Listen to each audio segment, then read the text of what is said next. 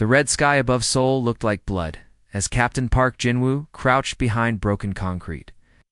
3 days ago, everything had been normal. People went to work, children played in parks, and the biggest worry was traffic jams. Now the city burned, and alien ships floated in the sky like black clouds of death. Jinwoo pressed his back against the cold wall of what used to be the Global Defense Command bunker. Above him, he could hear the heavy thud-thud of alien boots walking through the ruins. The Vorthok soldiers were searching for survivors, and they were getting closer. "Captain," whispered Lieutenant Kim Minho, crawling over with his radio. His uniform was torn and dirty, and there was dried blood on his forehead. "I'm getting reports from other bunkers around the world." Jinwoo took the radio with shaking hands. The voices that came through were full of fear and pain. London was crying as she described how the aliens had turned her neighborhood into glass. A man in Tokyo was shouting that the monsters had taken his children. Someone in New York was begging for help that would never come. "How many cities?" Jinwoo asked, though he already knew the answer would be terrible. "All of them, sir." "Major city on Earth is either destroyed or captured." Minho's voice cracked as he spoke. "We lost everything in 3 days." Jinwoo wanted to scream. He wanted to punch something. He wanted to wake up and find out this was all a nightmare. "What?" The cold concrete under his hands and the smell of smoke in the air told him this was real. Earth was dying, and there was nothing he could do to stop it. Footsteps echoed from the tunnel behind them. Dr. Lee Soo-jin appeared from the deeper parts of the bunker, carrying a bag full of alien equipment. White coat was stained with blood and dirt, and her hair was messy from working nonstop for 3 days, but her eyes were bright with discovery. "I've been studying their technology," she said, setting down the bag carefully. "The weapons, the computers, even pieces of their armor. It's incredible, Captain. They're hundreds of years ahead of us in every way." "That's not exactly good news," Dr. Jinwoo replied. "But there's something strange," Soo-jin continued, pulling out a small device that looked like a metal spider. "Their neural interfaces, the things that connect their brains to their machines, they're built for a very specific type of mind. Everything is organized, predictable, following exact patterns." She held up the device, and strange symbols flickered across its surface. "When I tried to connect our salvaged computers to their systems, something unexpected happened. Our human way of thinking seems to confuse their technology. It's like trying to play jazz music on a machine that only understands classical." Before anyone could ask what that meant, the bunker shook like an earthquake. Dust fell from the ceiling, and the emergency lights flickered on and off. Through the small periscope that looked outside, they could see Vorthok soldiers in their insect-like armor, pushing groups of human survivors toward large metal containers. The aliens moved like robots, each one doing exactly what they were programmed to do. They didn't waste energy or make unnecessary movements. They were perfect killing machines, and they treated humans like cattle being loaded onto trucks. "Look at them," Minho whispered, his eye pressed to the periscope. "They don't even see us. As real people, we're just things to be collected." Jinwoo watched the scene outside and felt something cold settle in his chest. These creatures had come from the stars with their perfect ships and perfect weapons. They had crushed Earth's defenses, like stepping on ants. They had destroyed cities that took centuries to build in just a few hours. But Dr. Soo-jin's words echoed in his mind. Human thinking confused their systems. Maybe that meant something. Maybe there was hope hidden in that confusion. Another explosion shook the bunker closer this time. Through the radio, they could hear the last desperate messages from around the world. Military bases falling, governments surrendering, millions of people being loaded into alien ships like cargo. Sir Minho said quietly, "What are your orders?" Jinwoo looked around at the faces of his remaining team.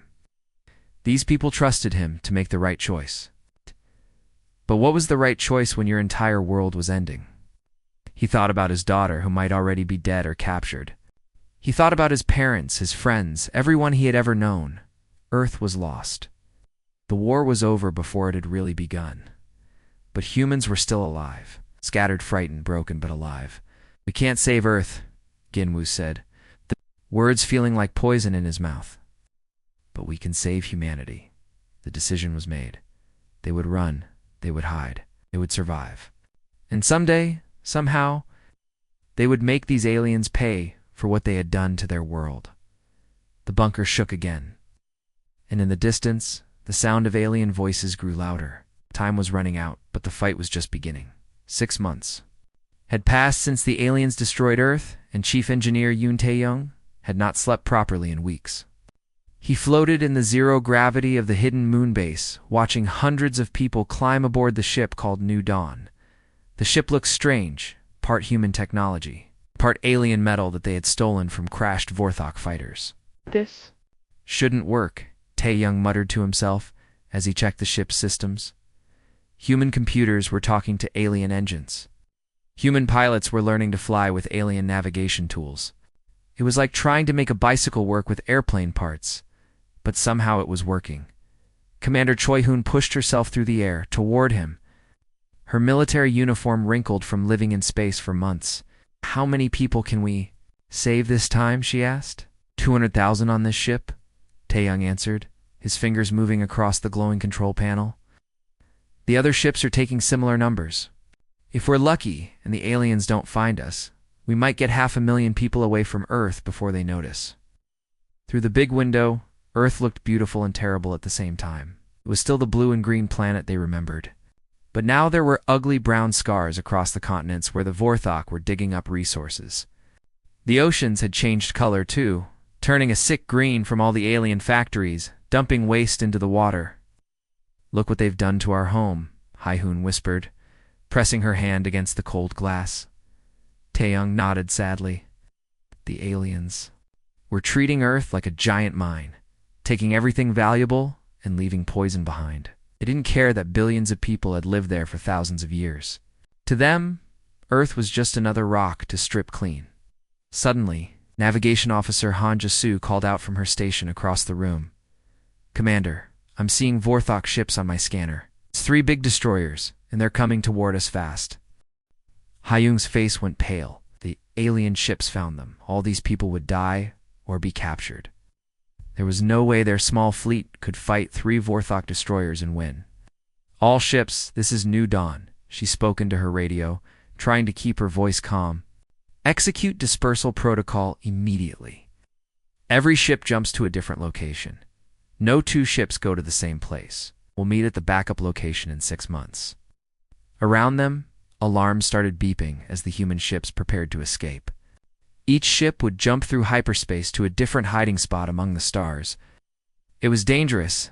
Some ships might get lost forever, and some might be caught by alien patrols. But it was their only chance, as the ships began disappearing into hyperspace. Dr. Lee Min-seok was working in his laboratory on another ship. He had been studying the alien technology they had captured, trying to understand how it worked. He discovered made him very excited and very worried at the same time. "Park Ji-yeon, come look at this," he called to his assistant, young woman who had been an engineering student before the invasion. Ji-yeon floated over to his workstation, where alien computer components were connected to human displays. "What is it, Doctor?" "Watch what happens when I connect a human neural interface to their system," Min-seok said, putting on a headset that looked like a combination of human and alien technology. As soon as the connection was made, the alien computer started behaving strangely. The symbols on the screen began changing, rearranging themselves into new patterns. The system was learning, adapting, becoming something different from what its creators had intended. "This is impossible," Gi-yeon whispered. "The alien technology is changing itself to work better with human minds." Min-seok nodded, his eyes wide with amazement. "It's like the technology wants to work with us. Human consciousness seems to unlock capabilities that the Vorthok never knew existed in their own machines." He removed the headset and looked at the readings on his instruments. The alien computer was now running 30% more efficiently than its original specifications. It was processing information faster, making connections that its creators never programmed into it. "We're not just stealing their technology and using it," he said to Ji-yeon. "We're making it better. We're improving it in ways they never imagined." This discovery gave him hope. The Vorthok thought they were superior because their technology was more advanced. But maybe human creativity and unpredictability could turn their own weapons against them. On the bridge of New Dawn, Commander Haihun watched the last of the human ships disappear into hyperspace, just as the alien destroyers arrived. The Vorthok ships swept through the area with their powerful scanners, looking for any trace of the human fleet, but they found nothing. The humans had scattered like seeds in the wind, carrying survivors to dozens of different hiding places throughout the galaxy. They underestimate us, Haihung said quietly as the alien ships finally moved away. They think we're just primitive animals.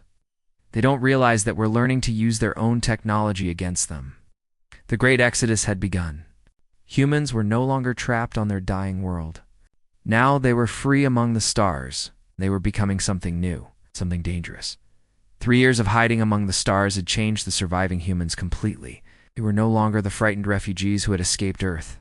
On the asteroid base called Haven 7, Admiral Kim Seok-shin looked at the holographic display showing enemy ship movements. His target was a Vorthok supply convoy carrying precious metals from mining colonies far away. "Look at their formation," said Captain Lee Minji, pointing at the glowing dots on the map. "Same pattern they've used for 18 months. Same escort. Ships in the same positions. They haven't changed anything." Seok-jin smiled grimly. "Perfect. They still think we're just scavengers, looking for food scraps. They don't realize we've become hunters." The human ships moved into position around the convoy like wolves surrounding prey. Their fighters looked strange now, patched together. With human metal and alien technology stolen from previous battles, ships were ugly but deadly, built by people who had learned to turn their enemies' own weapons against them. "All units, begin attack." Seok-jin commanded into his radio. The human fighters came from 3 different directions at once, swarming around the alien convoy like angry bees. The Vorthok escort ships had been designed to fight other alien races, who followed predictable battle tactics. But humans didn't fight like other aliens. They were wild, unpredictable, willing to take crazy risks that no sane military commander would attempt. Pilot Jung Ho-song dove his fighter straight between 2 massive alien warships, flying so close that their weapons couldn't target him without hitting each other. The ship responded to his thoughts as much as his hands on the controls. The alien technology had somehow learned to work with human minds, creating combinations that even the original builders never imagined. "I can feel the ship thinking with me," Ho-song reported over the radio as he spun through impossible turns. "It's like we're one creature now." The battle lasted only 20 minutes. When the smoke cleared and the explosions stopped, the entire Vorthok convoy had been captured. 3 more alien ships were added to the growing human fleet, and more importantly, they had stolen the convoy's computer databases. "What did we get?" Seok-jin asked, as his technical teams went through the captured data. "Star charts, Admiral," replied the intelligence officer. "Locations of Vorthok military bases, supply routes, even some of their home colonies. This is better than gold." But the real discovery came later. When Chief Technician Bae Subane was examining the captured alien neural interfaces, the devices that connected alien minds to their computers. "Admiral, you need to see this," she called excitedly. From her laboratory, Seok-jin found her surrounded by strange alien headsets that had been modified with human components. Wires and circuits from both technologies were woven together in patterns that looked almost organic. "I've been experimenting with the neural interfaces," Subban explained. "When humans use them, something amazing happens. Our brains don't just control the alien technology, we improve it. We make it faster, smarter, more creative." She put on one of the modified headsets, and immediately the computers around her began working faster. Data flowed across the screens at incredible speed, but somehow she could understand all of it. "The alien technology was designed for minds that think in straight lines," she continued. "But human minds jump around, make connections that seem random, find solutions in unexpected places. When we connect to their systems, we unlock potential they never knew existed." Seok-jin watched in amazement as Subin controlled dozens of computer systems simultaneously, her enhanced mind processing information at superhuman speed. "How much can this improve our capabilities?" he asked exponentially. Subin replied, removing the headset. Our pilots are already flying better than alien aces. Our engineers are building ships that outperform the original designs. Our tactical computers can predict enemy movements with incredible accuracy. Around them, other technicians were working with similar hybrid systems, human creativity combined, with alien processing power, was creating something entirely new. The refugees who had fled Earth in desperation were becoming a force that the Vorthok Empire had never encountered before. We're not just surviving anymore, Siogin realized. We're evolving, becoming something they never expected to face. The months that followed, human raids became bolder and more successful. They struck supply convoys, captured isolated bases, and rescued human slaves from alien labor camps. Each victory brought more technology, more knowledge, and more confidence. The Vorthok commanders began to take notice. Reports filtered back to their high command about the strange human tactics, the impossible ship maneuvers, the technology that seemed to exceed its own specifications. But they still didn't understand what they were facing. To them, humans were still just primitive animals playing with stolen toys. They couldn't comprehend that those animals were learning to hunt, and that they were becoming very good at it. The war was changing, and the hunters were about to become the hunted. The planet. Kepler 4 to be hung in space, like a metal fortress covered in deadly weapons. For over 200 years, no enemy had ever managed to attack it successfully. Giant space stations floated around the planet, each one armed with enough firepower to destroy an entire fleet. Energy shields protected the surface so strongly that even crashing asteroids couldn't break through. But Admiral Park Dong-wook was not worried as he looked at this supposedly unbeatable fortress. 5 years ago, he'd been a desperate refugee running from the aliens who destroyed Earth. Now he commanded the largest human war fleet ever assembled, over 300 ships that mixed human creativity with stolen alien technology in ways that amazed even their builders. His flagship was called Retribution, and it was a monster. The ship had been built around the remains of a captured Vorthok dreadnought, but human engineers had changed it so much that its original makers wouldn't recognize it. Where the aliens had built rigid, predictable systems, humans had added chaos and unpredictability. Admiral, all ships are in position, reported his second-in-command, Captain Oiji. The Vorthok defenders are maintaining their standard formation. Dong-wook smiled coldly. Standard formation. They still don't understand what they're facing. Begin Operation Thunderstrike. The human attack began with something no alien military had ever seen before. Small fighter ships, each one carrying a human pilot, accelerated toward the orbital defense platforms at maximum speed. But these weren't normal suicide attacks. They were something far more terrifying. Pilot Kim Jawan, consciousness transfer. Complete, came a voice over the radio. I'm uploading into the ship's computer now.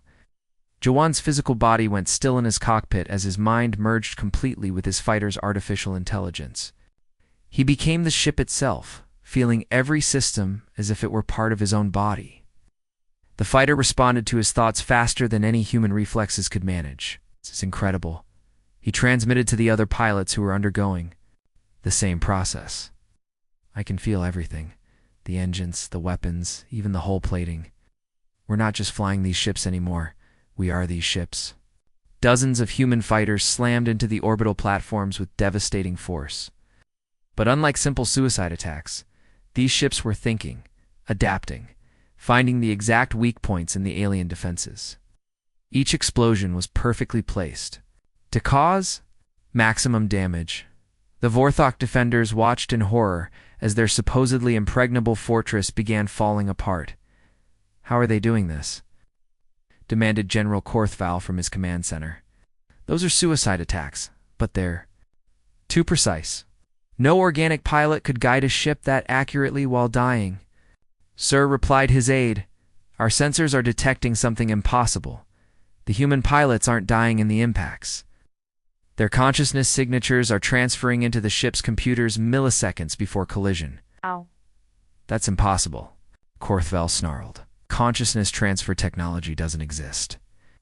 Our own scientists have tried for centuries to develop it. But the evidence was right in front of him. Human pilots were becoming one with their machines, sacrificing their physical bodies while their minds lived on in the ship's computer systems. They were achieving in moments what Vorthok science had failed to accomplish in millennia. Commander Limsioha led the second wave of attack ships through the gaps created by the suicide fighters. Her heavy cruiser was a patchwork of human and alien technology that shouldn't have worked but somehow performed better than anything either species had built alone. Target the shield generators, she ordered her crew. Once those are down, we can hit the surface installations. The battle was chaos. Vorthok ships tried to respond with their traditional tactics, organized formations, predictable maneuvers, logical strategies. But the humans fought like a swarm of angry insects, coming from every direction at once. Using tactics that made no sense according to military doctrine, Captain Anjuan piloted her ship through the space between two massive Vorthok battleships, her enhanced reflexes allowing her to dodge their weapons while her own guns tore holes in their armor. Their targeting systems can't keep up with us, she reported gleefully.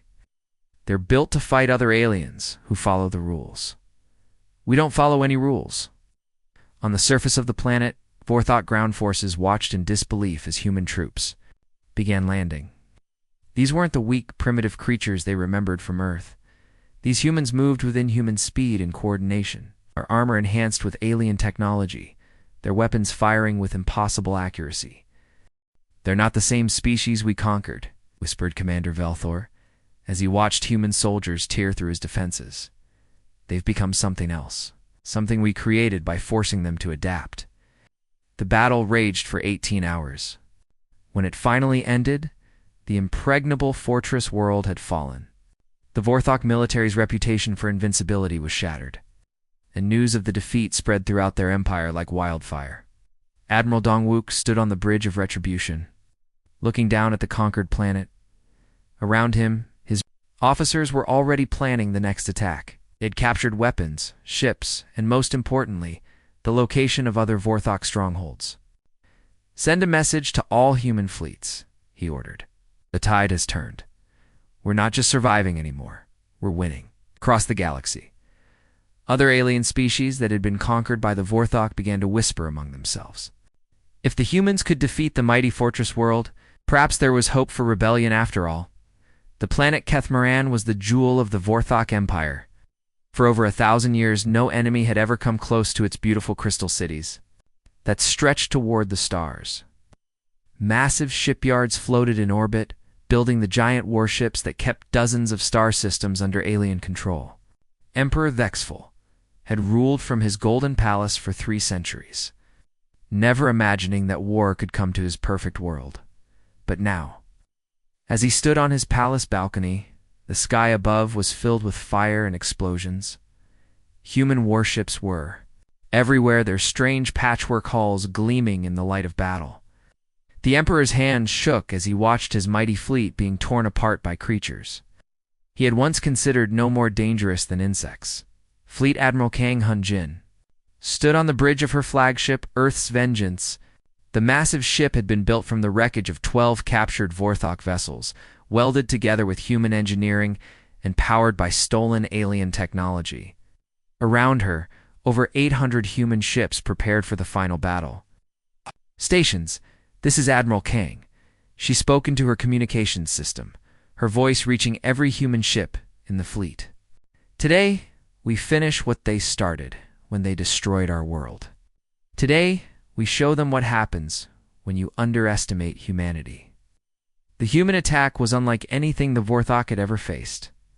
Their ships moved in impossible patterns, appearing and disappearing through hyperspace jumps that defied every law of space combat. Human pilots had learned to merge their consciousness with their ship's computers. Thinking and reacting faster than any organic brain could manage, Captain Lim Taeyong led his strike force toward the planet's shield generators. His ships attacked from above and below at the same time, phasing in and out of hyperspace to avoid enemy fire. To the Vorthok defenders, it looked like the human ships were ghosts that could appear anywhere without warning. "Impossible," muttered General Vexkarn as he watched the tactical display. No ship can jump that frequently without burning out its engines. The physics don't allow it. But human engineers had rewritten the physics. They had taken alien technology and improved it in ways its creators never imagined. Where the Vorthok built rigid systems that followed exact rules, humans had created chaos that somehow worked better than order. Dr. Anyuna worked frantically at her station aboard the command ship. She had spent years modifying Vorthok communication systems, learning to speak their electronic language better than they could themselves. Now she was preparing to send a message that would reach every corner of their empire. "Admiral, I'm ready to broadcast," she reported to Kang. "Do it." Kang replied grimly. Yuna's voice suddenly echoed from every Vorthok communication device across their entire empire. From the smallest outpost to the mightiest fortress, every alien heard her words clearly. "You came to our world believing." "We were weak," she said, her voice filled with cold anger. "You enslaved our people, destroyed our cities, and thought yourselves superior. But you made one critical mistake. You left survivors. And survivors remember everything." On the planet's surface, Vorthok civilians who had never seen war looked up at the sky in terror. Their perfect crystal cities were being shattered by human weapons. The great shipyards that had built their empire were exploding in chains of fire that lit up space like new stars. Emperor Vexful could only watch helplessly as his throne room shook with each explosion. His generals ran around in panic, shouting contradictory orders at their remaining forces. The empire that had seemed eternal was crumbling in just 3 days. "How is this possible?" he demanded of his military advisors. "They were primitive, animals when we conquered them. How did they become this?" "We made them this way," Emperor replied, his chief scientist, Dr. Colthax. "We forced them to adapt or die. We scattered them across the galaxy and left them with our technology. They learned from it, improved it, became something we never expected." The battle raged for 3 days and 3 nights. Human ships swarmed through the Vorthok defenses like angry wasps, striking from every direction at once. Their pilots fought with a fury born from years of exile and loss. Remembering their destroyed cities and enslaved families, when the fighting finally ended, the Vorthok Empire was finished. Their fleets were scattered or destroyed. Their colonies were in rebellion. Their homeworld lay in ruins. Its crystal spires broken, and its emperor fled to the deepest bunkers beneath his palace. Admiral Kong stood at the window of her command ship, looking down at the conquered planet. Around her, her officers were already receiving reports from across the galaxy. Everywhere, alien species that had been enslaved by the Vorthok were rising up in rebellion, inspired by humanity's victory. "We did it," whispered Captain Song Myra, Kong's second in command. "We actually did it. We beat them." Kong nodded slowly. "But look what we've become," she said, gesturing at the hybrid technology surrounding them. "We're not the same species that lived on Earth 7 years ago. We've evolved into something new." She was right. Humanity had spread across the stars, no longer tied to a single world. They had learned to merge with alien technology, to think faster than any organic brain, to fight wars across multiple star systems simultaneously. They were still human, but they were also something more. Earth was free, but humanity had claimed something even greater. They had conquered the heavens themselves.